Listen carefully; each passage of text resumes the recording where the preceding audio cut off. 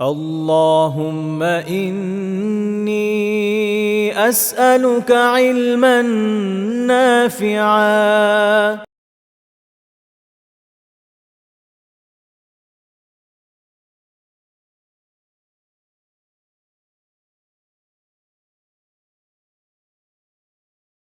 السلام عليكم ورحمة الله وبركاته. بسم الله الرحمن الرحيم.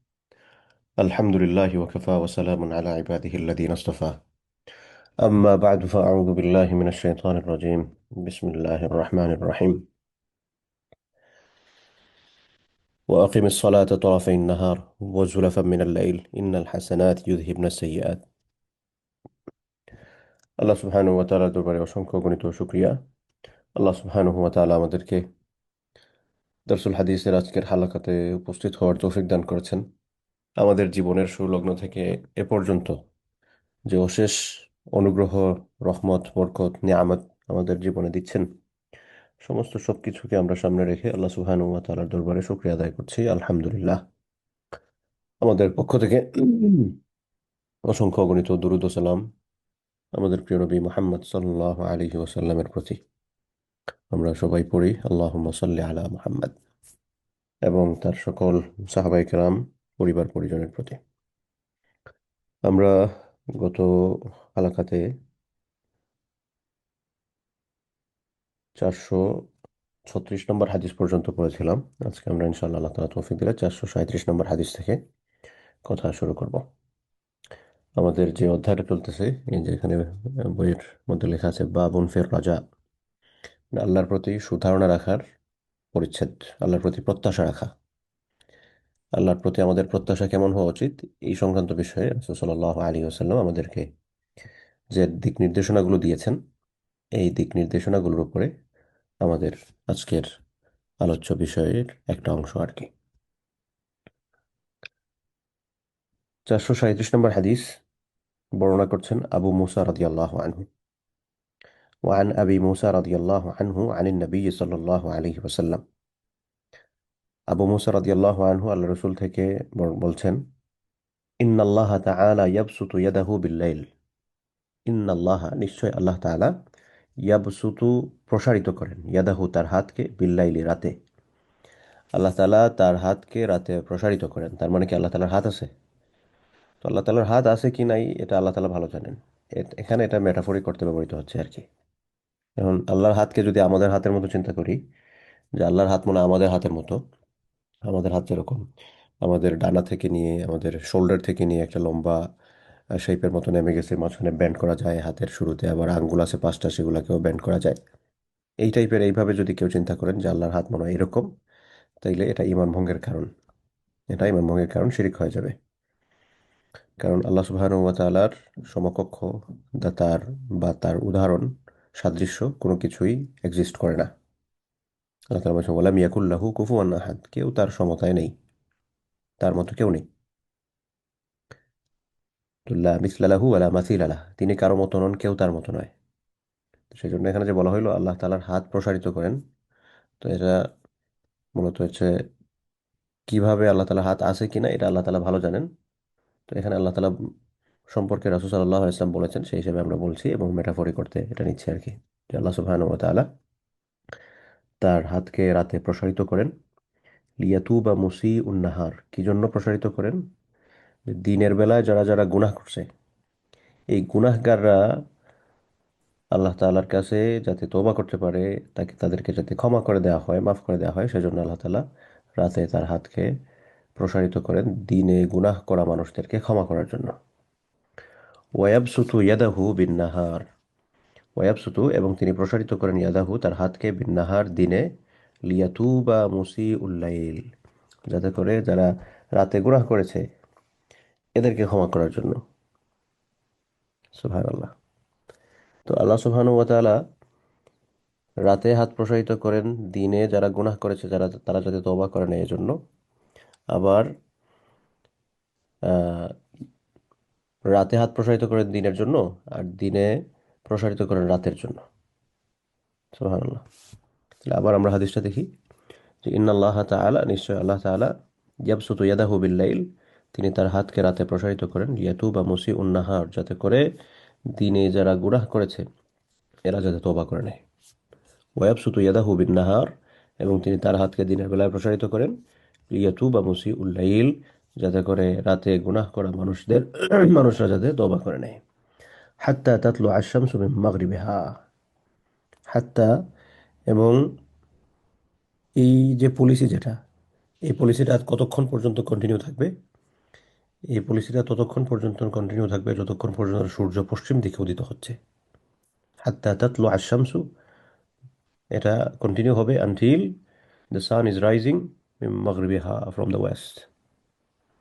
তো যতক্ষণ পর্যন্ত না সূর্য পশ্চিম দিকে উদিত হচ্ছে তার আগ পর্যন্ত আল্লাহ তাআলার এই যে প্রসেস, এই প্রসেসটা কন্টিনিউ থাকবে। রাওয়াহু মুসলিম, সহিহ মুসলিমের হাদিস। তার মানে কি? তার মানে হচ্ছে আল্লাহ তাআলা আমাদেরকে ক্ষমা করতে পছন্দ করেন। আল্লাহ তাআলা আমাদেরকে ভালোবাসেন, তাই আমাদেরকে মাফ করতে চান।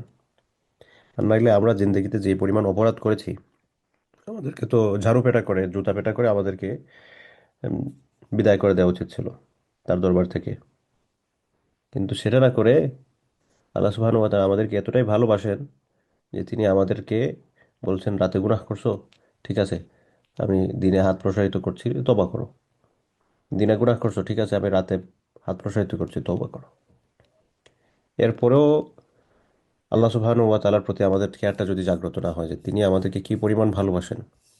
দুনিয়াতে একজন মানুষ যখন আমার প্রতি কেয়ার শো করে, সে যখন আমাকে ভালোবাসে, তখন আমি তার জন্য কত কিছুই না করি, কত কিছুই না করি। তো তার জন্য আমি যদি এত কিছুই করি দুনিয়াতে, তাহলে যিনি আমাকে আনকন্ডিশনালি তিনি আমাকে সমস্ত সব কিছু প্রোভাইড করছেন, আমাদেরকে আমাদের রিজিক থেকে শুরু করে আমাদের জীবনের দৈনন্দিন যা কিছু প্রয়োজন হয় সমস্ত সব কিছু, এত কিছু দেওয়ার পর আমি যদি আল্লাহ সুবহানাহু ওয়া তাআলাকে সেই রেসপেক্টটা দিতে না পারি, তাহলে তো আমি একটা ব্যর্থ মানুষ, এ ব্যর্থ ক্রিয়েশন, এ ব্যর্থ, আপনার কি বলে এটা, সার্ভেন্ট। আমি আল্লাহ তাআলার একজন, আমি আল্লাহ সুবহানাহু ওয়া তাআলার সমস্ত সব কিছুই তো ঠিক আছে, কিন্তু আমি নিজের জন্য আসলে কি করলাম,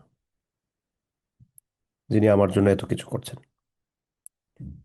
তাহলে এই হাদিসটা আমরা সামনে রেখে আমরা আমাদের ভবিষ্যৎ জীবনে আল্লাহ তাআলা আমাদেরকে কি পরিমাণ ভালোবাসেন সেই বিষয়টা যাতে ফিল করার চেষ্টা করি। আমি আপনাদেরকেও আরো উদাহরণ দিয়েছি যে একজন মা তার সন্তানকে যদি হারিয়ে ফেলে, সন্তান ধরেন গুম হয়ে গেছে বা কেউ সন্তানকে কিডন্যাপ করেছে, এই সন্তান ফিরে আসার পর তার মায়ের কাছে যেই পরিমাণ কেয়ার সে পাবে, প্রথম সাক্ষাতে ধরেন অনেকদিন গুম ছিল বা কেউ কিডন্যাপ করে নিয়েছিল, মা সন্তানের আশা হয়তো ছেড়ে দিছিল, হঠাৎ করে তার দেখা পেয়েছে, যেই ধরনের ভালোবাসা, সিম্পিথি, কেয়ার সে শো করবে, সেই মোমেন্টটার চেয়েও বেশি ভালোবাসা আল্লাহ সুবহানাহু ওয়া তাআলা তার বান্দাদের প্রতি সব সময় রাখেন। এটার সাথে তুলনাই হয় না। আমি ভাগের কথা যদি বলি, তাহলে ভালোবাসাকে আপনি যদি 100 ভাগে ভাগ করেন, তো এই 100 ভাগের মধ্যে 1 ভাগ আল্লাহ সুবহানাহু ওয়া তাআলা দুনিয়াতে দিয়েছেন, এবং এই 1 ভাগ থেকেই সবাই, মানুষ এবং যত প্রাণী আছে, হাইওয়ান আছে, এই সকল প্রাণী জগৎ সবাই এখান থেকে প্রাপ্ত ভালোবাসা দিয়ে একজন আরেকজনের প্রতি ভালোবাসা, কেয়ার, সিম্পেথি, এমপ্যাথি সমস্ত সব কিছু শো করে। বাকি 99 ভাগ ভালোবাসা আল্লাহ তাআলার কাছে, যেটা দিয়ে তিনি তার বান্দাদেরকে ভালোবাসেন। তাহলে এখন চিন্তা করেন যে আল্লাহ তাআলা আমাদেরকে কি পরিমাণ ভালোবাসেন, এবং যিনি আমাদেরকে এত পরিমাণ ভালোবাসেন তাকে আমরা ইন রিটার্ন কি দিচ্ছি, তার জন্য আমরা আসলে কি করছি, দিস দ্য কোয়েশ্চেন। এরপরে হাদিসে যাই, 438 নম্বর হাদিস। আন আবি নাজিহিন, যিনি হাদিস বর্ণনা করছেন ওনার উপনাম হচ্ছে আবু নাজিহ, নাজিহের পিতা। ওনার মেইন নাম হচ্ছে আমর ইবনে আবাসাহ। আমর ইবনে আবাসাহ রাদিয়াল্লাহু আনহু তিনি হাদিস বর্ণনা করতেছেন। তিনি বলেন, কুনতু ওয়া আনা ফিল জাহিলিয়াতি আযুন্নু আন্না الناس আলা দালালাতিন। আমি যখন জাহিলি অবস্থায় ছিলাম, অর্থাৎ যখন আহ, ইসলামের আগমনের আগে, মত অবস্থায় আযুন্নু আমি ধারণা করতাম আন্না الناس আলা দালালাতিন, এই মানুষজন পথভ্রষ্টতার মধ্যে আছে। যে মানুষ কেন পথভ্রষ্টতা, উনি এটা ব্যাখ্যা করতেছেন, ওয়া আন্নাহুম লাইসু আলা শাইইন, তারা কোনো জিনিসের উপরে নাই। ওহুম ইয়াবুদুন আল আওথান, তারা মূর্তি পূজা করতেছে। তো তিনি সেই জমানাতেই রিয়েলাইজ করতে পারছিলেন যে এই মানুষরা পথভ্রষ্টতার মধ্যে আছে। এরা সঠিক রিলিজিয়নের কমান্ড ফলো করতেছে না, বরং তারা যা করছে এটা ঠিক নয়। এটা ওনার ওই যে আমরা বলি না সিক্স সেন্স, যে পঞ্চ ইন্দ্রিয়ের পরে ষষ্ঠ ইন্দ্রিয়, বা মানুষের যে কোয়ালিটি অফ আন্ডারস্ট্যান্ডিং, এই কোয়ালিটি অফ আন্ডারস্ট্যান্ডিং থেকে ওনার সেন্স ওনাকে এই বিষয়টা রিয়েলাইজ করা ছিল যে মানুষজন তৎকালীন সময়, তখন পর্যন্ত উনি কিন্তু ইসলাম সম্পর্কে জানেন না, শুনেনও নাই, কিন্তু তিনি এটা রিয়েলাইজ করতে পারছিলেন যে অন্যান্য মানুষরা যা কিছু করতেছে এই মানুষরা ভুল করতেছে। তো এই কথাটাই উনি এখানে মেনশন করলেন, কুনতু আনা ফিল জাহিলিয়া, আমি তখন জাহিলি অবস্থায় ছিলাম, জাহিলিয়াতের সময় থেকেই আজুন্নু আন্নান নাস আলা দালালাতিন, আমি ধারণা করতাম যে মানুষজন পথভ্রষ্ট। মানে আজুন্নু মানে হচ্ছে আমি ধারণা করতাম, আন্নান নাস নিশ্চয় মানুষেরা, আলা দালালাতিন তারা হচ্ছে পথভ্রষ্টের মধ্যে, ওয়া আন্নাহুম লাইসু আলা শাইইন, তারা কোনো কিছুর উপর না, কোনো ধর্মেই নাই, ওয়া হুম ইয়াবুদুন আল আওথান,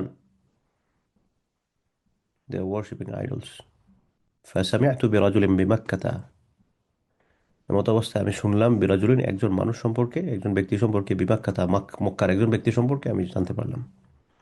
ইউখবিরু আখবারান, তিনি মানে অনেক সংবাদ, এখানে সংবাদ বলতে আজীব সংবাদ আর কি, যে অনেক অনেক আজীব সংবাদ, অনেক আজীব খবর তিনি দিচ্ছিলেন। ফাকাআত্তু আলা রাহিলাতি, ফাকাআত্তু আমি বসলাম, আলা রাহিলাতি আমার বাহনের উপর, আমি আমার বাহনের উপর বসলাম মানে কি, মানে হচ্ছে আমি তার দিকে সফর করলাম, এটা মেটাফরিক সেন্টেন্স, যে আমি আমার বাহনের উপর বসে আমি রওনা দিলাম তার দিকে, যে সেখানে যাব, কি ঘটতেছে আমি খোঁজ খবর নিব, দেখে আসি এখানে কি চলতেছে। ফাকাদিমতু আলাইহি, তারপর আমি তার নিকটে আসলাম, আমি আমার বাহনে বসে আমি ওনার কাছে আসলাম। ফাইদা রাসূলুল্লাহ সাল্লাল্লাহু আলাইহি ওয়াসাল্লাম মুস্তাখফিয়ান জুরাউ আলাইহি কওমুহু, আমি যখন তার কাছে আসলাম এসে দেখলাম যে রাসূল সাল্লাল্লাহু আলাইহি ওয়াসাল্লাম মুস্তাখফিয়ান, তিনি গোপনে দিন প্রচার করছেন, গোপনে দিন প্রচার করছেন। জুরাউ আলাইহি কওমুহু, এবং এমত অবস্থায় তার যে কওম ছিল, তার যে জাতি মানে তার সম্প্রদায়, ডিসবিলিভার্স যারা আর কি, কাফের যারা ছিল, দিন গ্রহণ করে নাই, এই কাফের সম্প্রদায়রা জুরা ও আলাইহি তাদের প্রতি, তার প্রতি দুঃসাহসিকতা, খুব সাহস দেখাচ্ছিল। মানে কি, মানে হচ্ছে ওই যে দুর্ব্যবহার করা, মানে আল্লাহ রসুলের সাথে বেয়াদবি করা, এটা তো মানে মারাত্মক একটা কাজ না। তো যারা এই সকল মারাত্মক খারাপ কাজ করতে পারে, বলতে হবে যে না, তাদের আসলে মানে আখেরাত সম্পর্কে পরোয়া নাই, তারা দুঃসাহসী, মনে করতেছে যে আহ, আচ্ছা যা হবার হবে না, সে যে পানিশমেন্ট পাবে, সে যে কঠোর শাস্তির সম্মুখীন হবে, সেটা রিয়েলাইজ করতে পারছে না, অথবা ইগনোর করতেছে। এই কথাটা এখানে আসছে। তো এই আমর ইবনে আব্বাস রাদিয়াল্লাহু আনহু তিনি বললেন, আল্লাহ রসুলের কাছে আমি গেলাম, গিয়ে দেখলাম যে ওনার জাতি ওনার প্রতি দুর্ব্যবহার করতেছে, আর উনি গোপনে দিন প্রচার করছেন। ফাতালাত্তাফতু হাত্তা দাখালতু আলাইহি বিমক্কা, এমত অবস্থায় তালাত্তাফতু শব্দের এই যে 4 নম্বর টিকায় বলা হচ্ছে যে আমি মানে খুব কেয়ারফুলি, মানে বিচক্ষণতার সাথে চলতে লাগলাম, হাত্তা দাখালতু আলাইহি বিমক্কা, আমি মক্কায় প্রবেশ করলাম, আমি খুব বিচক্ষণতার সাথে কাজ করলাম, এবং আমি মক্কায় দাখালতু আলাইহি তার নিকটে, বিমক্কা মক্কায় তার নিকটে গেলাম, প্রবেশ করলাম, আল্লাহ রসুলের নিকটে তিনি গেলেন। ফাকুলতু লাহু, আমর ইবনে আবাসা বলছেন, তারপর আমি আল্লাহ রসুলকে বললাম, মা আনতা, আপনি কে, আপনি কে? ক্বালা আনা নাবিয়্যুন, তখন সরি, এখানে মা মানে হচ্ছে কি, মা আনতা, আপনি কি, আমি মান থেকে বলে ফেলছিলাম। সো মা আন্ত, আপনি কি?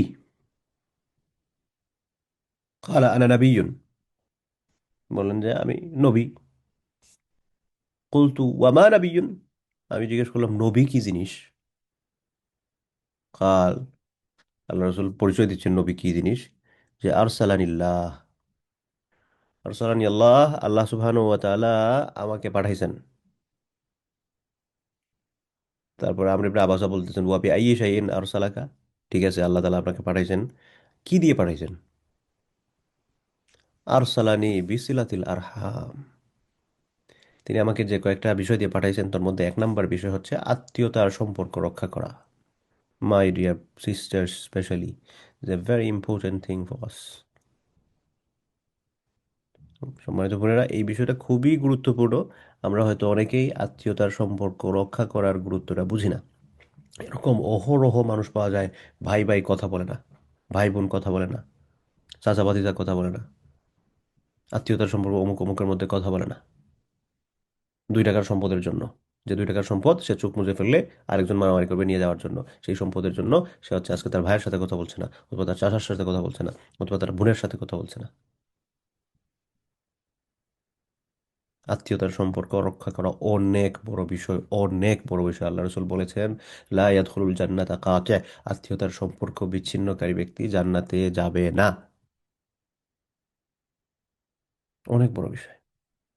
আপনি বলবেন যে সে আমার সাথে এত বড় কাজ করলো, আপনি আল্লাহর জন্য ক্ষমা করে দেন, আখেরাতে নিয়ে নিন এটার বিনিময়ে। সবকিছু দুনিয়াতেই কেন নিতে হবে? আখেরাতের জন্য কিছু রাখেন না উঠায়া? আপনি যে বেতন পান, এই বেতন পুরাটাই কি আপনি খরচ করে নেন, নাকি কিছু জমা রাখেন যে না আমি একটু সেভিং করে রাখি, আমি হয়তো এটা দিয়ে হলিডেতে যাব, অথবা আমি এটা দিয়ে আমি ওই টার্গেটটা ফিল আপ করবো, এরকম কোনো কিছু? নাকি সমস্ত সবকিছু একসাথেই খরচ করে নেন? অবশ্য অধিকাংশ মানুষ আমরা এটা করি না, আমরা কিছু সেভ করে রাখি ভবিষ্যতের জন্য। তাহলে এই সেভটা আপনি করেন না, এই সেভটা করে রাখেন, আল্লাহ সুবহানাহু ওয়া তাআলা এটার বিনিময় দিবেন। অনেকে বলবেন যে অমুকে আমার সাথে সম্পর্ক রাখতে চায় না। এটার উত্তর হচ্ছে, আমাদেরকে বলাই হয়েছে সিলমান কাতাহাক, যে সম্পর্ক রক্ষা করে না তার সাথে, যে সম্পর্ক বিচ্ছিন্ন করছে তার সাথে সম্পর্ক রক্ষা করো। ওয়াফু আম্মান জালামাক, যে তোমাকে জুলুম করছে তাকে মাফ করে দাও। ওয়াহসিন ইলা মান আসা ইলাইক, যে তোমার সাথে মন্দ আচরণ করেছে, কষ্ট দিয়েছে, তার সাথে সুন্দর ব্যবহার করো। যে আপনার সাথে সম্পর্ক রাখছে তার সাথে তো আপনার অটোমেটিকই সম্পর্ক আছে। আপনি সম্পর্ক কিভাবে রক্ষা করবেন? সম্পর্ক রক্ষা সেখানেই হয় যেখানে রক্ষা হচ্ছে না, সেখানে আপনি রক্ষা করার কাজে ঝাঁপিয়ে পড়লেন। সেজন্য এই বিষয়গুলো খুবই জরুরি। আল্লাহ রসুল বলছেন, জীবনে বরকত পেতে চাও, লম্বা হায়াত পেতে চাও, আত্মীয়তার সম্পর্ক বজায় রাখো। এমন এমন কে আছেন আমাদের মধ্যে যা বলবেন যে আমার জীবনে বরকতের কোনো দরকার নাই? এমন কি কেউ আছেন বলবেন যে না, আমি দুনিয়াতে বাঁচতে চাই না, আমি এখন মরে যেতে চাই? সবাই আমরা বাঁচতে চাই, সবাই আমরা জীবনে ব্লেসিংস চাই, বরকত চাই। তাহলে আমি যদি জীবনে ব্লেসিংস চাই, আমি যদি জীবনে লং লাইফ চাই, তাহলে সেই পথেই হাঁটতে হবে যেই পথের মধ্যে এটা নিহিত আছে। তাহলে এটা কোথায় নিহিত আছে? এটা নিহিত আছে হচ্ছে আত্মীয়তার সম্পর্ক রক্ষার মধ্যে। তো রসুল সাল্লাহ আলী হুসাল্লামকে যখন আমর ইবনে আব্বাস রাদিয়াল্লাহু আনহু, তিনি তখনও ঈমান আনেন নেই, উনি জিজ্ঞেস করতেছেন যে আপনি কি? উনি বললেন আমি নবী। তারপর বললেন ঠিক আছে, নবী কি? যে নবী মানে হচ্ছে আল্লাহ তাআলা আমাকে পাঠাইছেন তার একজন সংবাদ বাহক বা মেসেঞ্জার হিসেবে, অ্যাম্বাসেডর হিসেবে, প্রতিনিধি হিসেবে। তাহলে কি দিয়ে আপনাকে পাঠানো হয়েছে? মানে আমাকে পাঠানো হয়েছে আর সালানি, পাঠানো হয়েছে বিসিলাতিল আরহাম, আমি আত্মীয়তার সম্পর্ক রক্ষা করার এই বিষয়টা দিয়ে আমাকে পাঠানো হয়েছে। এরপরে কি? ওয়াকাসরিল আওথান, মূর্তিগুলাকে ভাঙ্গার জন্য পাঠানো হয়েছে। আমাকে পাঠানো হয়েছে মূর্তি ভেঙে ফেলার জন্য। ওয়াই ওয়াহাদাল্লাহু লা ইউশরাকু বিহি শাইউন, তারপর আমাকে পাঠানো হয়েছে যে আল্লাহ সুবহানাহু ওয়া তাআলাকে একক ইলাহ হিসেবে মানা। আই ওয়াহাদাল্লাহ, আল্লাহকে একক করা, লা ইউশরাকু বিহি শাইউন, তার সাথে আর কাউকে শরীক করা যাবে না। তাওহীদের দাওয়াত, তাওহীদের বাণী দিয়ে আমাকে পাঠানো হয়েছে। কুলতু লাহু, আমর ইবনে আবাসা বললেন, আমি তাকে বললাম, ফামান মাআকা আলা হাদা, আপনার সাথী কে এই এটার ব্যাপারে? আর কে আপনার সঙ্গ দিচ্ছে? কালা হুররুন ওয়া আবদুন, রাসূল সাল্লাল্লাহু আলাইহি ওয়াসাল্লাম বললেন, হুররুন, হুররুন মানে হচ্ছে একজন স্বাধীন ব্যক্তি, ও আবদুন, আর আরেকজন হচ্ছে আমার, আম, আমার না, মানে আব্দুল শব্দ অর্থ হচ্ছে কৃতদাস। আচ্ছা, আমার নেক্সট ডোর হচ্ছে, সে তার ড্রাম বাজাচ্ছে মনে হয়, এটা হচ্ছে আপনি মানে অমুসলিম দেশে যদি থাকেন, এগুলোর মধ্যে দিয়ে যেতে হবে। আপনি এখানে বসে বসে ইসলামী আলোচনা করবেন, আর ওইখানে আপনার নেক্সট ডোরে বসে বসে হচ্ছে সে গান বাজাবে, আপনি কিছু বলতেও পারবেন না। ফ্রিডম অফ কি বলবো, যাই হোক সেটা না বলি। তো যদি এই সাউন্ডগুলো আপনাদের কাছে যায়, আহ, এটা ইগনোর করবেন, আল্লাহ তাআলা মাফ করুক।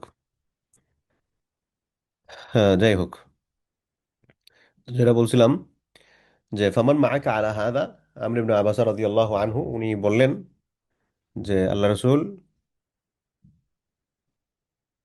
উনি আপনার সাথে কে আছেন এ ব্যাপারে আপনি যে দাওয়াত দিচ্ছেন। কালা, তখন তিনি বললেন হুররুন, একজন স্বাধীন ব্যক্তি, ও আব্দুন, এবং একজন দাস। এই স্বাধীন এবং দাস কে ছিলেন? একজন ছিলেন হচ্ছে আবু বকর রাদিয়াল্লাহু আনহু, আর দাস ছিলেন হচ্ছেন বিলাল রাদিয়াল্লাহু আনহু। কাল, তখন আবার বললেন ওয়া মাআহু ইয়াউমা ইদিন আবু বকর ওয়া বিলাল রাদিয়াল্লাহু আনহুমা। তো আমর ইবনে আব্বাস রাদিয়াল্লাহু আনহু এরপরে ওই বলতেছেন আর কি, যে দুজন ব্যক্তি কে কে ছিলেন, যে একজন হচ্ছেন আবু বকর আর আরেকজন হচ্ছেন বিলাল রাদিয়াল্লাহু আনহুমা, মিম্মান আমানা বিহি, তা হচ্ছে ওনার উপর ঈমান আনছিলেন আর কি। ফাকুলতু ইন্নী মুত্তাবিউকা, আমর ইবনে আব্বাস বলেন, এখন আমিও আপনার, নিশ্চয় আমিও আপনার অনুসারী, এখন থেকে আমিও আপনার অনুসারী। কাল, এরপরে তিনি বললেন ইন্নাকা লান তাস্তাতিআ যালিকা ইয়াউমাকা হাযা আলা তারা হালি ওয়া হালান নাস। এই যখন আমর ইবনে আব্বাস বলেন যে আমি আজকে থেকে আপনার সঙ্গী, আমি আপনার সাথী, আমি আপনার অনুগত, তখন আল্লাহ রাসূল বললেন যে ইন্নাকা লান তাস্তাতিআ যালিকা ইয়াউমাক হাদা, এই দিনে, আজকের এই দিনে, এই দিনে তুমি এটা কখনোই করতে পারো না। আলা তারা হালি ওয়া হালান নাস, তুমি কি আমার অবস্থা এবং মানুষদের অবস্থা দেখতেছো না, যে তারা আমার প্রতি কি পরিমাণ দুর্ব্যবহার করতেছে, কি কষ্টটাই না দিচ্ছে। এবং তুমি যদি তোমার অ্যানাউন্সমেন্ট দাও, তাহলে তো এটার মধ্য দিয়ে তোমাকেও সাফার করতে হবে। সুতরাং তুমি, আল্লাহ রসুল ওনাকে মানে বিচক্ষণতার সাথে ওনার অবস্থান অনুযায়ী ওনাকে বললেন যে তুমি এই মুহূর্তে তুমি আমার অনুগত, এটা তুমি প্রকাশ করো না, নাহলে তুমি দেখছো না আমার অবস্থাতে কি অবস্থাই না হচ্ছে। তাহলে এখন করণীয় কি? আল্লাহ রসুল করণীয় বলে দিচ্ছেন, ওয়ালাকিন ইরজা ইলা আহলিকা, তুমি তোমার পরিবারের কাছে ফিরে যাও। ইদা সামি'তা বি কাদ যাহারতু ফাতিনি, যখন শুনবে যে আমি প্রকাশ্যে দ্বীনের দাওয়াত দেওয়া শুরু করছি, মানে এটা এটা মেটাফরিক করতো আর কি, যে আমার যখন একটা অবস্থান তৈরি হয়েছে, আমি যখন প্রকাশ্যে দাওয়াত দেওয়া শুরু করব, মানে হচ্ছে আমি একটু স্ট্রং হব, হুম, তখন আমার কাছে চলে এসো। কাল, তখন আমর ইবনে আব্বাসা রাদিয়াল্লাহু আনহু বলতেছেন ফাযাহাবতু ইলা আহলি, আমি আমার পরিবারের কাছে ফিরে আসলাম। ওয়া কাদিমা রাসূলুল্লাহ সাল্লাল্লাহু আলাইহি ওয়াসাল্লাম আল মদিনা, এরপরে রাসূল সাল্লাল্লাহু আলাইহি ওয়াসাল্লাম একটা সময় পরে তিনি মদিনায় আসলেন। ওয়া কুনতু ফি আহলি, এমত অবস্থায় আমি আমার পরিবারের সাথে ছিলাম। ফাজাআলতু আতাখাব্বারুল আখবার, এমত অবস্থায় আমি ওই খোঁজ খবর নিতেছিলাম আর কি,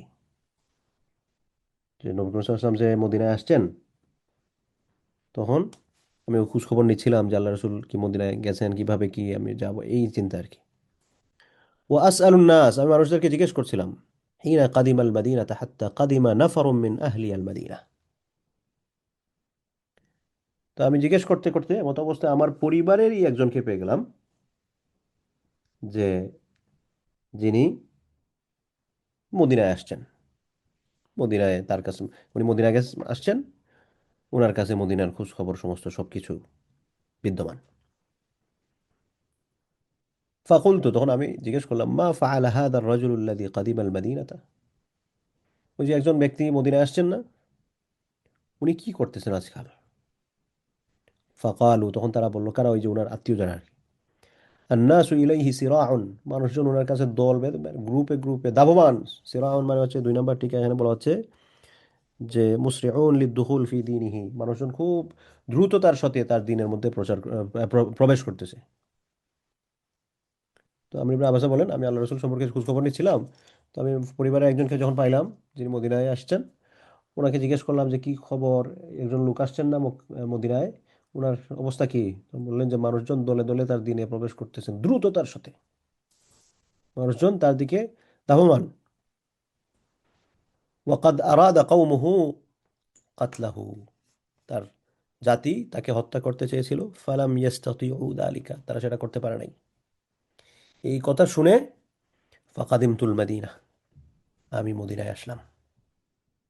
ফাদাখালতু আলাইহি, আমি তার কাছে প্রবেশ করলাম, তার দরবারে। ফাকুলতু, আমি বললাম, ইয়া রাসূলাল্লাহ আতারিফুনি, হে আল্লাহ রসুল, আপনি কি আমাকে চিনেন? ক্বালা নাম, তিনি বললেন, হ্যাঁ। আনতাল্লাযী লাকীতানি বিমাক্কাহ, তুমি তো সে যে আমার সাথে মক্কায় গিয়ে দেখা করছিলে। সুবহানাল্লাহ। জাস্ট মানে নিজেকে ওই জায়গায় রেখে এই বিষয়গুলো একটু অনুভব করার চেষ্টা করেন, যে আপনি আল্লাহ রসুলের যুগে আসেন এবং আল্লাহ রসুলের এই যুগে থাকা অবস্থায় আপনি আল্লাহ রসুলের কাছে গেছেন। আল্লাহ রসুল বলছেন, ঠিক আছে, এখন বাড়ি চলে যাও, দেখছো না মানুষজন কি পরিমাণ টর্চার করতেছে, এখন তুমি তোমার মতো থাকো। যখন শুনবে যে আমি বিজয়ী হয়েছি, আমার অবস্থান তৈরি হয়েছে, আমি প্রকাশ্যে মানুষদেরকে দিনের প্রতি নিয়ে আসছি, তখন তুমি আমার কাছে আইসো। আপনি আবার অনেক বছর পরে আসলেন। কার কাছে? যিনি হচ্ছেন বিশ্বের সর্বশ্রেষ্ঠ মানুষ, এই দুনিয়ার সর্বোত্তম সৃষ্টি। আপনি আসছেন, আসার সাথে সাথে উনি আপনাকে চিনে ফেলছেন। সুবহানাল্লাহ। আজকালকে আমরা একটু ওই টেলিভিশন বা সোশ্যাল মিডিয়ার একটু ফেম যার থাকে, তার পেছনে আমাদের জেনারেশন অন্ধের মতো দৌড়ে। একজন সেলিব্রিটি যখন তাকে রিকগনাইজ করে ফেলে, সকল সেলিব্রিটি, তখন সে মনে হবে যে সে তার জীবন দিয়ে দিবে তার জন্য। ধরেন একটা ফুটবল প্লেয়ার, একটা ফুটবল প্লেয়ারের সাথে ছবি তোলার জন্য বা ফুটবল প্লেয়ারের একটা অটোগ্রাফ নেওয়ার জন্য বা তার জার্সি নেওয়ার জন্য বা তার জুতা নেওয়ার জন্য যেই পরিমাণ যেইভাবে মানুষজন ক্রেজি থাকে, বা শুধুমাত্র ফুটবল না, যে ধরনের সেলিব্রিটিগুলো আছে আর কি, মানুষজন যেইভাবে ক্রেজি থাকে তাদের জন্য, আহা, কাকে নিয়ে ক্রেজি হওয়ার কথা ছিল আর কাকে নিয়ে আমরা ক্রেজি হচ্ছি আর কি। হ্যাঁ, একজন পপুলার মানুষের সাথে সাথে একজন মানুষ ছবি তুলতে পারে, বা তার সাথে দেখা হয়েছে, হ্যাঁ, না না, পরিচিত একজন মানুষের সাথে দেখা হয়েছে, একটা ভালো লাগা কাজ করছে বা এরকম কিছু, সেটা একটা প্রাকৃতিক বিষয় হিসেবে হতে পারে, কিন্তু এটার মধ্যে এক্সট্রিম কোনো কিছু, মনে হয় জীবন স্যাক্রিফাইস করে দিবে তার জন্য। কিসের পেছনে দৌড়াচ্ছ? কিসের পেছনে? আমরাই দৌড়াচ্ছি। জাস্ট ওই জায়গায় চিন্তা করেন যে আল্লাহ রসুলের সাথে আপনার দেখা হয়েছে, আল্লাহ রসুল আপনাকে, আপনি জিজ্ঞেস করছেন, আল্লাহ রসুল, ক্যান ইউ রিকগনাইজ মি, আপনি কি আমাকে চিনতে পারছেন? আল্লাহ রসুল বলতেছেন, হ্যাঁ, তুমি তো অমুক না, ওই যে ওখানে দেখা হয়েছিল। আল্লাহু আকবার। তো আমর ইবনে আবাস রাদিয়াল্লাহু আনহু, তিনি মদিনায় আসলেন, এসে আল্লাহ রসুলকে জিজ্ঞেস করছেন, ইয়া রাসূলুল্লাহ আতারিফুনি, আল্লাহ রসুল, আপনি কি আমাকে চিনেন? ক্বালা নাম, চিনি। আনতাল্লাযী লাকীতানি বিমাক্কা, তুমি তো আমার সাথে মক্কায় দেখা করছিলে। তখন আমর ইবনে আব্বাস বলেন, ফাকুলতু ইয়া রাসূলুল্লাহ আখবিরনি আম্মা আল্লামাকাল্লাহু ওয়া আজহালুহু। তখন বললেন, হে আল্লাহ রসুল, আল্লাহ তাআলা আপনাকে যা শিখিয়েছেন এই বিষয় সম্পর্কে তো আমি জানি না, এগুলো আমাকে একটু শিখান। আল্লাহ তাআলা আপনাকে যে ইলম দান করেছেন, এ সকল বিষয় সম্পর্কে আমাকে অবগত করেন। আপনার জ্ঞান থেকে আমাকে কিছু বিষয় অবগত করেন যে সকল বিষয় সম্পর্কে আমি জানি না। আখবিরনি আনিস সালাহ, আমাকে নামাজ সম্পর্কে বলেন। তো এই কথা শুনে তখন রাসূল সাল্লাল্লাহু আলাইহি ওয়াসাল্লাম বললেন, সল্লি সলাত সুবহি, তুমি সকালের নামাজ পড়বে। সকালের নামাজ মানে কি? সকালের নামাজ মানে হচ্ছে ফজর নামাজ। তুমি সকালের নামাজ পড়বে। সুম্মাকসুর আলিস সলাতি হাত্তা তাতলু আশ-শামস, তারপর নিজেকে নামাজ থেকে বিরত রাখবে। নামাজ পড়বে, তারপর বিরত থাকবে। সুম্মাকসুর আনিস সলাহ, নামাজ থেকে বিরত থাকবে, হাত্তা তাতলু আশ-শামস, যতক্ষণ পর্যন্ত সূর্য উদিত হচ্ছে। হাত্তা, এই সূর্য উদিত হওয়া মানে কি? হাত্তা তারতাফি আশ-শামসু কায়দা রুমহিন,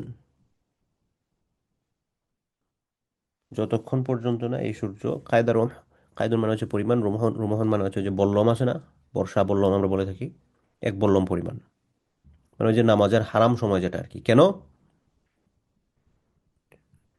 فإنها تطلع حين تطلع بين قرني الشيطان, কারণ এটা যখন উদিত হয় তখন শয়তানের দুইটা শিং আছে, এই শয়তানের বাইনা কারণাই শয়তান, শয়তানের দুইটা শিংয়ের মাঝখান দিয়ে, মধ্যভাগ দিয়ে এটা উদিত হয়। ওয়াহিনা ইজিন ইয়াসজুদু লাহাল কুফার, এমত অবস্থায় এই কাফের যারা আছে তারা হচ্ছে তাকে সিজদা করে। কাকে সিজদা করে? সূর্য, শয়তান, এগুলোকে। পৃথিবীর মধ্যে একটা অংশ মানুষ আছে সূর্যকে পূজা করে, এবং তাদের পূজার অন্যতম সময় হচ্ছে যখন সূর্য উদিত হয়। এজন্য এমত অবস্থায় আমাদের জন্য নামাজ আদায় করা হারাম। সূর্য তিন সময় নামাজ আদায় করা হারাম: সূর্য উদিত হওয়ার সময়, সূর্য যখন একদম মধ্যভাগে থাকে, ভোর দুপুর যেটা আর কি, যখন একদম মধ্যভাগে, আর একটা হচ্ছে সূর্য ডুবার সময়। এই তিন সময় নামাজ পড়া হারাম, জায়েজ নাই, গুনাহ হবে নামাজ পড়লে। যাই হোক, কই গেল সুম্মা আকসুর সালাত। আচ্ছা, সুম্মা সল্লি, এরপরে নামাজ পড়বে। কখন নামাজ পড়বে? সূর্য উদিত হয়ে যাওয়ার পর আর কি, পুরাপুরি উদিত হয়ে গেছে, এক বল্লমের চেয়ে উঁচা উঠে গেছে। এরপর নামাজ পড়ো। ফাইন্না সলাতা মাশহুদাতুম মাহদুরাতুন হাত্তা ইয়াস্তাকিল্লা যিল্লু রুহ। এরপর রাসূল সাল্লাল্লাহু আলাইহি ওয়াসাল্লাম বলছেন যে এরপরে তুমি নামাজ পড়বে, কারণ হচ্ছে নামাজের মধ্যে কিছু সাক্ষী থাকে। এই সাক্ষী কারা? মাশহুদাতুন, ফেরেশতারা সাক্ষী থাকে। মাহদুরাতুন, উপস্থিত থাকে। কারা উপস্থিত থাকে? ফেরেশতারা। নামাজের মধ্যে ফেরেশতারা সাক্ষী এবং উপস্থিত, তারা হাজিরও থাকেন এবং এটার জন্য তারা উইটনেসও থাকেন। এবং এই পলিসিটা কতক্ষণ কন্টিনিউ করবা? হাত্তা ইয়াস্তাকিল্লা যিল্লু বিররুমুহ, যতক্ষণ পর্যন্ত, ওই যে আগে বল্লমের কথা বলছিলাম, যে তার ছায়াটা, যিল্লুন মানে হচ্ছে ছায়া, তার ছায়াটা হচ্ছে বল্লমের একবারে বরাবর হয়ে গেছে। মানে সূর্য যখন একদম আপনার মাথার উপরে থাকবে তখন হচ্ছে আপনার কোনো ছায়া দেখা যাবে না, একদম ছায়া আপনার মধ্যে হাইট থাকবে। সহজ কথা হচ্ছে, সূর্য যখন একদম মধ্যভাগে থাকে তখন নামাজ পড়া যাবে না। সূর্য ওঠার পর থেকে নিয়ে এর মাঝখানে নামাজ কি? ওই চাষতের নামাজ যেটা আর কি, ইশরাক, চাষত, এগুলোর কথা। সুম্মাকসুর আনিস সালাহ, এরপর আবার নিজেকে নামাজ থেকে বিরত রাখো। ফাইন্নাহু হিনাইযিন তুসজারু জাহান্নাম, কারণ সূর্য যখন একদম মধ্যভাগে থাকে ওই সময় নামাজ পড়া হারাম। এটার পেছনে আল্লাহ রাসূল সাল্লাল্লাহু আলাইহি ওয়াসাল্লাম কারণ বলছেন, ফাইন্নাহু হিনাইযিন তুসজারু জাহান্নাম, কারণ হচ্ছে এমত অবস্থায় আল্লাহ সুবহানাহু ওয়া তাআলা আপনার জাহান্নামকে, এটাকে হচ্ছে জাহান্নামের যে আগুন যেটা আছে এটাকে উস্কানো হয়, বাড়ায় দেওয়া হয়। হাত্তা ইয়াস্তাকিল্লা যিল্লু বিররুমহ। এবং এই পলিসিটা কতক্ষণ কন্টিনিউ থাকে? যতক্ষণ পর্যন্ত সূর্য মধ্যভাগে আসে। যখন এরপর থেকে আবার ইয়াস্তাকিল্লা, আপনার কি বলে এটাকে, ছায়াটা বাড়তে শুরু করে, অর্থাৎ সূর্য মধ্যভাগ থেকে পশ্চিম দিকে চলে যাচ্ছে আস্তে আস্তে, তো যখন আবার ছায়াটা বাড়তে শুরু করে তখন থেকে আপনি আবার নামাজ পড়ুন। সুম্মা আকসুর আনিস সালাহ। হ্যাঁ, কই গেল? হাত্তা ইয়াস্তাকিল্লা যিল্লু বিররুমহ সুম্মা আকসুর আনিস সালাহ। আচ্ছা, এরপরে আবার আপনি নামাজ থেকে বিরত থাকবেন, নামাজ পড়বেন না। ফাইন্নাহু হিনাইযিন তুসজারু জাহান্নাম, কারণ হচ্ছে ওই সময়টাতে জাহান্নামকে উতরানো হয় বা উস্কানো হয় বলে থাকে, আগুনকে বাড়ানো হয়। 5 নম্বর টিকা এখানে বলে দেওয়া হয়েছে, তুসাহের, আগুনকে মানে পাওয়ারফুল করা হয়। এটা হচ্ছে মধ্যভাগের সময়। ফাইদা আকবাল আল ফাইউ ফসল্লি, এরপর যখন আবার সূর্য তার অবস্থান থেকে পশ্চিম দিকে যাচ্ছে, তখন নামাজ পড়তে পারেন। ফাইন্না সালাতা মাশহুদাতুন মাহদুরাতুন, এরপর আল্লাহ রাসূল আবার বলতেছেন, কারণ নামাজের মধ্যে ফেরেশতা থাকেন এবং ফেরেশতা তিনি সাক্ষী হন এবং শরীক থাকেন, দেখেন। হাত্তা তুসাল্লিল আসরা, এইভাবে আসরের নামাজ পড়বে। সুম্মা আকসুর আনিস সালাহ, এরপরে আবার নামাজ থেকে বিরত থাকবে। হাত্তা তাগরুবা শামস, সূর্য ডুবে যাওয়া পর্যন্ত। কেন? ফাইন্নাহা তাগরুবু বাইনা কারনাই শাইতান, ওই যে সূর্য উদিত হওয়ার সময় বলছিলাম, আল্লাহ রাসূল বলছেন যে এটা হচ্ছে উদিত হয় দুই শয়তানের দুইটা সিংহের মাঝখান দিয়ে। এটা যখন অস্তমিত হয় তখন ওই শয়তানের সিংহের মাঝখান দিয়ে অস্তমিত হয়। ওয়াহিনা ইদিন ইয়াসজুদু লাহাল কুফার, এবং ওই সময়টাতেও কাফেররা সূর্যকে সিজদা করে, সাথে শয়তানকে। অর্থাৎ সূর্য পূজারী যারা আছে এরা হচ্ছে সূর্য ওঠার সময় সূর্যকে সিজদা করে, তারপর হচ্ছে সূর্য অস্তমিত যাওয়ার সময় সূর্যকে সিজদা করে, সূর্যকে সিজদা করে, সাথে শয়তানকে সিজদা করে। কাল, এই কথা বলার পর তখন আমর ইবনে আবাস রাদিয়াল্লাহু আনহু তিনি বলতেছেন, ফাকুলতু, আমি বললাম, ইয়া নবী আল্লাহ, হে আল্লাহ নবী, ফাল বুদু হাদিসনি আনহু, তাহলে ওযুর ব্যাপারে কিছু বলেন। আমি যে লোকজন ওযু টযু করতেছেন আমার জন্য, ওযু এটা আসলে কিভাবে কি, ওযু সম্পর্কে বলেন। তখন রাসূল সাল্লাল্লাহু আলাইহি ওয়াসাল্লাম বলতেছেন, মা মিনকুম রাজুলুন ইউকাররিবু উযুআহু, তোমাদের মধ্য থেকে কেউ যখন তার কাছে আপনার সে হচ্ছে তার পানি নিকটে থাকে, অজু করবে, তার প্রথম কাজ হচ্ছে ফাতামাদমাদা, কুলি করবে। ওয়াস্তানশিকু, নাকের মধ্যে পানি দিবে। ওয়াস্তানসিরু, ইস্তেনশাক এবং ইস্তেনসার দুইটা পরিভাষা আছে ইসলামী আম, আইনে আর কি, বা ইসলামিক জুরিসপ্রুডেন্সে, ফিকহের মধ্যে। ইস্তেনশাক মানে হচ্ছে নাকের মধ্যে পানি দেয়া, আর ইস্তেনসার মানে হচ্ছে নাককে পরিষ্কার করা হয়েছে, পানি ইন যেটা হয়েছে সেটাকে আউট করা, যে নাককে ঝেড়ে বের করে নিয়ে আসা, এটাকে ইস্তেনসার বলা হয়। তো আল্লাহ রসুল বললেন যে সে কুলি করবে, তারপর হচ্ছে নাকে পানি দিবে, নাক পরিষ্কার করবে। ইল্লা খাররাত খাতায়া ওয়াজহ, এমতো অবস্থায় তার চেহারার মধ্যে যে সকল গুনাহগুলো আছে, এই যে কুলি করছে তারপর হচ্ছে নাকে পানি দিয়েছে, তো এটার কারণে তার চেহারা মধ্যে যে সকল গুনাহ আছে, হাত্তা খাতায়া ওয়াজহি ওয়া ফিহি ওয়া খায়াশিমিহি, তার চেহারা, তার মুখ, ফিয়ুন মানে হচ্ছে মুখ, তারপর হচ্ছে নাকের যে ছিদ্র, এইগুলোর মধ্যে যে সকল গুনাহগুলো আছে, এই সকল গুনাহগুলো ঝরে ঝরে পড়বে। সুবহানাল্লাহ। তো আমরা যখন কুলি করব, নাকে পানি দিব, পরিষ্কার করব, তখন আমাদের চেহারা, মুখ এবং নাকের যে গুনাহগুলো আছে এগুলো ঝরে যায়। সুম্মা ইদা গাসালা ওয়াজহাহু কামা আমারাহুল্লাহু, তারপর সে যখন তার মুখকে ধৌত করে, যেভাবে আল্লাহ সুবহানাহু ওয়া তাআলা আদেশ করেছেন। কিভাবে আদেশ করেছেন? আল্লাহ সুবহানাহু ওয়া তাআলা কোরআন কারীমের মধ্যে বলেছেন, ইদা কুমতুম ইলাস সালাহ ফাগসিলু ওয়ুজুহাকুম ওয়া আইদিয়াকুম ইলাল মারাফিক। আল্লাহ তাআলা কোরআন কারীমে বলেছেন যে আমরা যাতে মুখ ধুই এবং আমাদের হচ্ছে দুই হাত কোণাই পর্যন্ত ধুই। ওয়ামসাহু বিরুউসিকুম, তারপরে হচ্ছে মাথার সাথে মাসাহ করি, ওয়া আরজুলাকুম ইলাল কাবাইন, এবং দুই পা আমরা টাকনো সহ ধৌত করি। তো এখানে বলা হচ্ছে তুম্মা ইদা গাসালা ওয়াজহাহু কামা আমারাহুল্লাহু, এরপর সে যখন তার মুখে ধৌত করে যেভাবে আল্লাহ তাআলা আদেশ করেছেন, ইল্লা খাররাত খাতায়া ওয়াজহি, তখন তার চেহারার গুনাহগুলো আল্লাহ সুবহানাহু ওয়া তাআলা ঝরিয়ে দেন, তার চেহারার গুনাহগুলো ঝরে পড়ে যায়। তাহলে চেহারার গুনাহগুলো দুইবার ঝরে পড়ে। একটা হচ্ছে আমি যখন নাক পরিষ্কার করলাম, মুখ কুলি করলাম তখন, আর আরেকটা হচ্ছে আমি যখন পুরা মুখ ধৌত করলাম, হ্যাঁ, আমার কপাল, গাল, সমস্ত সবকিছু সহ, তখন আবার ঝরে পড়ে। মিন আতরাফে লিহিয়াতিহি মাআল মা, ওই দাড়ি থেকে আমাদের পানিগুলো যখন ঝরে পড়ে, এটা পুরুষদের জন্য। তো তার যে ঝরে পড়ে ওই সময় এখানে যতগুলা গুনাহগুলো আছে, দাড়ির যে শেষ প্রান্ত, চেহারা এবং দাড়ির শেষ প্রান্তের পানির সাথে এটা ঝরে পড়ে যায়। এবং যাদের দাড়ি নাই তাদের তো আর মানে এমনিতেই ঝরে পড়ে যায় আর কি। তার সাথে পানি যখন শরীর থেকে আলাদা হয়ে যাচ্ছে, এটার সাথে গুনাহগুলোকে নিয়ে যাচ্ছে। সুম্মা ইয়াগসিলু ইয়াদাইহি ইলাল মিরফাকাইন, আল্লাহ রাসূল ওযু কিভাবে করতে হবে শিখাচ্ছেন। তারপর হচ্ছে দুই হাত ধৌত করবে, এটা হচ্ছে কোনই পর্যন্ত।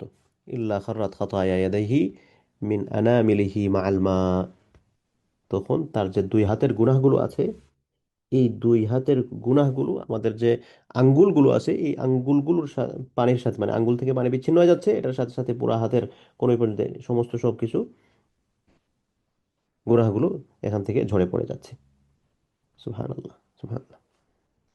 সুম্মা ইয়ামসাহু রাসা, এরপর সে তার মাথা মাসা করবে। ইল্লা খাররাত খাতায়া রাসিহি মিন আতরাফি শা'রিহি মাআল মা, তখন ওই মাথার যে গুনাহগুলো আছে, এই মাথার গুনাহগুলো ঝরে পড়বে। আমি যখন মাসাজ করে নিয়ে আসছি এবং এই চুলের যে পানিটা বিচ্ছিন্ন হয়ে যাচ্ছে, ধরেন আমি আঙ্গুল দিয়ে স্পর্শ করেছি, তারপর আবার এটাই আঙ্গুলের মধ্যে লেগে বিচ্ছিন্ন হয়ে চলে আসতেছে, এটার সাথে এই গুনাহগুলো ঝরে পড়ে যাচ্ছে। সুম্মা ইয়াগসিলু কাদামাইহি ইলাল কা'বাইন, সুম্মা অতঃপর, ইয়াগসিলু, সুম্মা মানে হচ্ছে অতঃপর, সুম্মা হয়তো আপনারা অনেক জায়গায় পান, তো যখনই পাবেন মনে করবেন সুম্মা শব্দের অর্থ হচ্ছে অতঃপর। সুম্মা ইয়াগসিলু কাদামাইহি, এরপর সে তার দুই পা ধৌত করবে, ইলাল কা'বাইন, টাকনু পর্যন্ত। ইল্লা খাররাত খাতায়া রিজলাইহি, এমত অবস্থায় তার দুই পায়ের গুনাহগুলো ঝরে যাবে। মিন আনামিলিহি মাআল মা, পায়ের আঙ্গুল থেকে যখন পানি বিচ্ছিন্ন হয়ে যাচ্ছে, পড়ে যাচ্ছে, এটার সাথে গুনাহগুলো ঝরে যাচ্ছে। এরপরে ফাইন্নাহু কামা ফাসাল্লা, এরপরে সে হচ্ছে, উনি দাঁড়াচ্ছেন, হুয়া কামা, উনি দাঁড়াচ্ছেন, ফাসাল্লা, এবং সালাত আদায় করছেন। ফাহামিদাল্লাহ তাআলা, তিনি আল্লাহ সুবহানাহু ওয়া তাআলার প্রশংসা করছেন। ওয়া আথনা আলাইহি, আল্লাহ হামদ এবং সানা মোটামুটি সমার্থবোধক। ধরেন হামদুন শব্দের অর্থ যদি আমরা প্রশংসা ধরি, সানা শব্দের অনুবাদ আমরা মাহাত্ম্য করতে পারি আর কি। তো প্রশংসা, মাহাত্ম্য, তাৎপর্য বর্ণনা করা এরকম আর কি।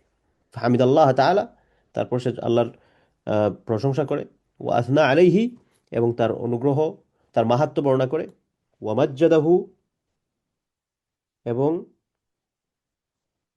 আহ,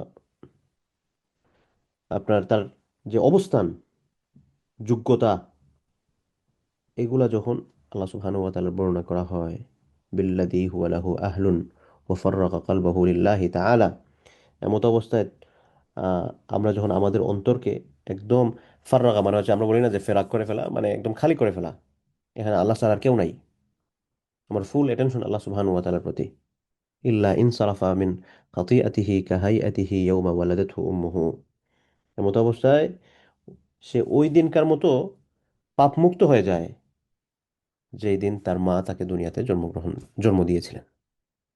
ইল্লা ইনসারাফা, সে ফিরে আসে মিন খাতিআতিহি, তার গুনাহ থেকে, কাহাইআতিহি ইয়াউমা ওয়ালাদাতহু উম্মুহু, সে ওই অবস্থানের মতো, ইয়াউমা ওয়ালাদাতহু উম্মুহু, যেদিন তার মা তাকে জন্ম দিয়েছেন।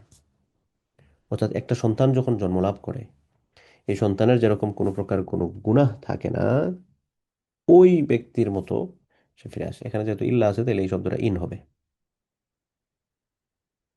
তো এটা লম্বা হাদিস। রাসূল সাল্লাল্লাহু আলাইহি ওয়াসাল্লাম আমর ইবনে আব্বাস রাদিয়াল্লাহু আনহুকে তিনি এই বিষয়গুলো শিক্ষা দিলেন। নবী কি কি নিয়ে তিনি এসেছেন, নামাজ সম্পর্কে শিখালেন, অজু সম্পর্কে শিখালেন, এবং অজুর তাৎপর্য সম্পর্কে শিখালেন। فحدث عمرو بن عبسة بهذا الحديث আবা উমামা সাহিবা রাসূলিল্লাহ সাল্লাল্লাহু আলাইহি ওয়াসাল্লাম। এরপরে আমর ইবনে আব্বাস রাদিয়াল্লাহু আনহু তিনি এই হাদিসটা আল্লাহ রাসূলের আরেকজন সাহাবী আবু উমামা রাদিয়াল্লাহু আনহুর কাছে এই হাদিসটা বর্ণনা করলেন।